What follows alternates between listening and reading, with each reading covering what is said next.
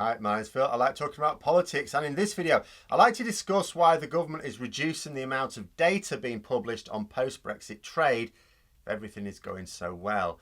But first, if you'd like to be notified of daily news and politics, please subscribe to the channel and click the bell notification icon.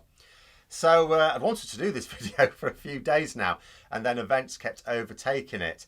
And there's another one to do as well. Let's see how we can get on here. Basically, last week, about a week ago now, Labour's Emily Thornberry, who's the Shadow Minister for International Trade, wrote a letter to her new opposite number, Steve Barclay, who took over from Liz Truss.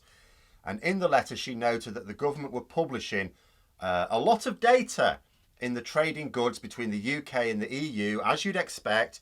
But she also wrote, for the last 2 quarters, we suddenly have no data on changes to the number of businesses trading with the EU, with individual member states, as well as where those businesses are located across the UK.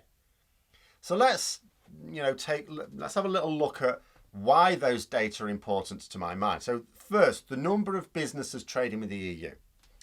Now, although I suppose what often catches the eye is the total value of trade with the EU, which is very easy to find, because if we can't get that from our side, and we could get it from the other side as well, because British exports to the EU become British imports to the EU from their side. And but total value of trade with the EU, or indeed any trading partner, is going to be important on the national scale. But the number of businesses trading matters as well, because the vast majority of business in the UK, the vast majority, are what are known as SMEs, small and medium enterprises. Small operations that employ a handful of people, maybe 1 or 2 people, maybe up to 50 people. Small businesses. If these businesses lose a significant amount of trade, it can easily mean that the entire business is no longer viable. A large business loses some trade with the EU, it has to scale back. A small business loses some trade with the EU, it might only be 20% of their trade, but that could snooker the whole business. So it doesn't just mean scaling back and some job losses, like Marks and Spencer, for example, pulling out of the EU, that means some job losses. In a small business, it would mean everyone loses their jobs. If you employ 2 people, you can't cut back your workforce by 20%. You can't say, John, just only bring in 80% of yourself for tomorrow, please. The whole business goes. And that's the thing with small businesses dependent upon trade with our European neighbours. A large company just scales back in proportion to the amount of trade lost. Sometimes not even that. Sometimes they'll just absorb it. A small company can go under completely.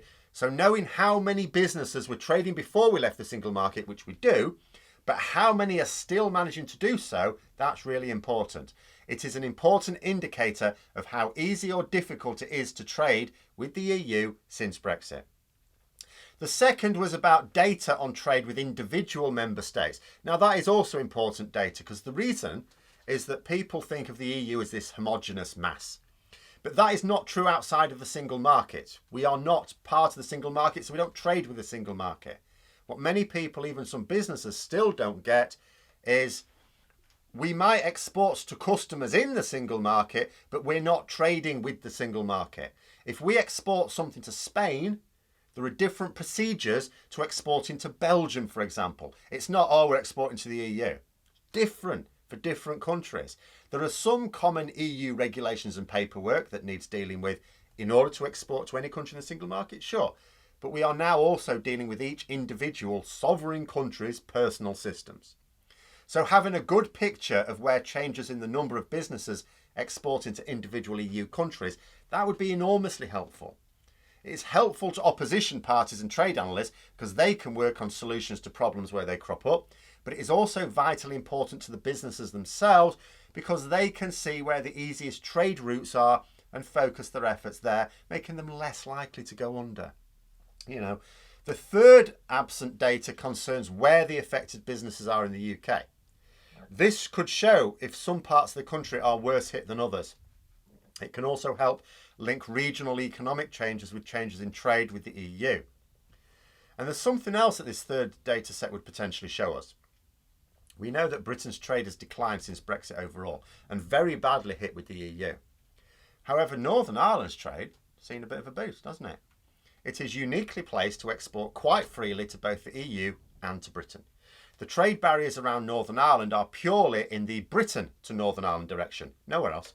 I've said before and recently, the last thing the government want to highlight is how Northern Ireland, alone in the UK, is actually making gains as a result of Brexit. Sure, the government would love to trumpet some actual Brexit wins, but not from Northern Ireland.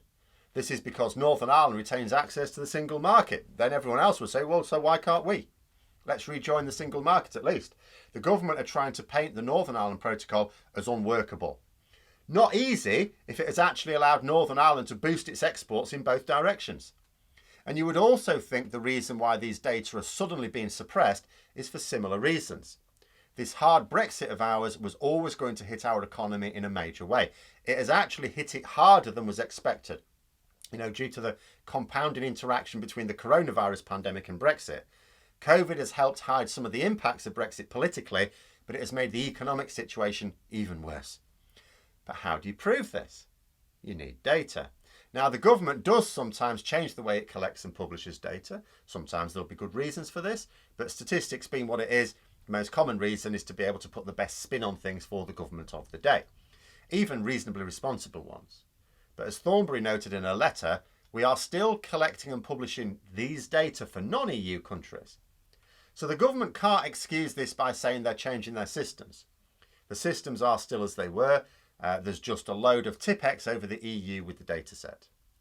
Thornberry took note of HMRC's assertion that the complications from the new customs declarations are causing issues. She said that what was concerning here was that there was no plan or timetable to fix it. Okay, you've identified this problem. What you don't seem to have identified is what you're going to do about it, which means it's going to carry on forever, isn't it? I'd actually go further. I'd point out two things. Firstly, we are told that the new Brexit customs systems are fine and fit for purpose, and that any issues are down to businesses dragging their feet on the new post-Brexit opportunities. We are only told that trade with Northern Ireland is unnecessarily cumbersome, not with the EU. The government have not complained once about our new trading arrangements with the EU, so no government department should be able to pull this nonsense without their minister owning up to the complications with trade that their Brexit has produced. The second thing I would point out is that we were collecting these data for the EU at the start of the year, when we were supposedly having all those teething problems. So why, if in the first quarter of the year, when we were just getting used to all these Brexit systems, we were still able to collect those data, why has it somehow become impossible to do so now that the teething problems have subsided? It's almost like HMRC are trying to tell us that the difficulties with Brexit have gotten worse. I mean, if they could publish data for the first quarter of the year, but not the next two, and with no plans to start again anytime soon, isn't that suggesting that things are getting worse? I mean, it's either that or they are just deliberately suppressing the information. But that would be a cynical view of things. Finally, I would point out that EU countries don't seem to be having trouble sorting out their trade data with anyone, whether inside the EEA, the UK, or anywhere else in the world. I mean, the new Brexit arrangements work both ways, don't they? There's no reason why we cannot carry out the same work that the EU have been doing, other than a deliberate desire to not do so, because it exposes the deep damage that Brexit has done. So it is reasonable to conclude one of two things for an explanation as to why we are suddenly not publishing the data that was readily available even in the first few months of Brexit.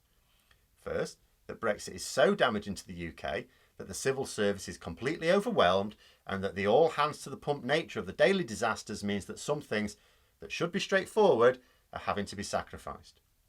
Or second, that the government are collecting this data, but upon review don't really feel like letting anyone else see it. It might even be a combination of the two, but remember that the government refused even to sanction economic impact reports into Brexit after 2016, even though these impact reports are standard practice for everything. There were economic impact reports for our trade with everywhere else in the world, just not the EU, the place where we have the most trade. Funny that. So it doesn't seem much of a stretch to imagine the same as at play here. A deliberate attempt to hide economic data from the public and the opposition. After all, if economic assessment reports, which can easily be dismissed as predictions, not facts, were suppressed because of the terrors held within, how much more damaging are actual trade figures going to be? But those are my thoughts. Let me know yours in the comments below. Hope you found the video interesting. If you did, don't forget to click the like button. If you'd like to support the channel further, please also click the Patreon link for details. And until next time, I'll see you later.